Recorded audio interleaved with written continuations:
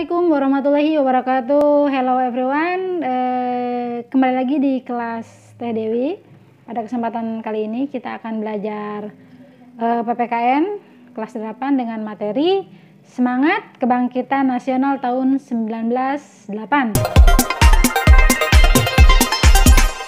17 Agustus 1945 menjadi hari kemerdekaan Indonesia. Kalian pernah tahu berapa lama bangsa kita Indonesia ini dijajah? Ya. Penjajahan Belanda di Indonesia dimulai sejak didirikannya VOC pada tanggal 20 Maret 1602. Coba kalian hitung berapa lama?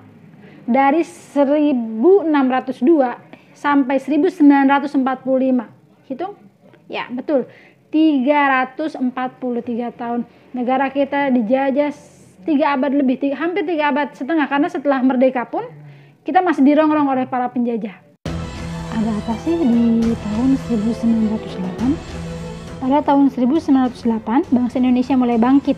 Kebangkitan ini ditandai dengan berdirinya organisasi Budi Utomo pada tanggal 20 Mei.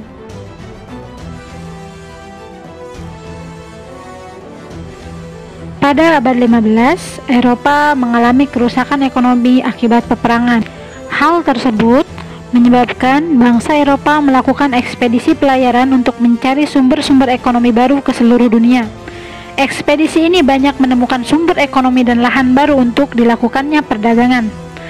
Namun ternyata bangsa Eropa tidak hanya melakukan perdagangan, melainkan langsung menguasai dan menjajah negara-negara yang mereka kunjungi. Seperti yang sudah disinggung di awal mulanya penjajahan terhadap Indonesia dimulai sejak didirikannya VOC di tahun 1602. Sejak VOC berdiri, dimulailah berbagai bentuk kekerasan yang menimpa rakyat Indonesia. Di bidang politik, VOC melakukan tindakan dengan melaksanakan politik divide et impera, yaitu politik adu domba. Mereka saling mengadu domba antara kerajaan yang satu dan kerajaan yang lainnya, karena pada saat itu Indonesia masih terdiri dari beberapa kerajaan di beberapa daerah.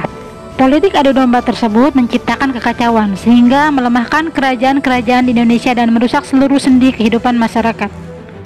Berikutnya, hal yang membuat bangsa Indonesia semakin menderita adalah diberlakukannya kerja paksa atau rodi guna membangun jalan sepanjang Pulau Jawa dari Anyer hingga Panarukan untuk kepentingan militer mereka.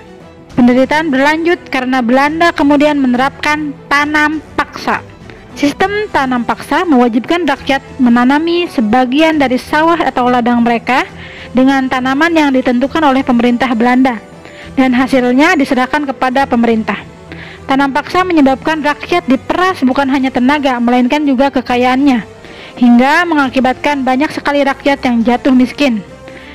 Di pihak lain, penjajah mendapat kekayaan bangsa Indonesia yang berlimpah untuk membangun negara Belanda dan menjadi negara kaya di Eropa.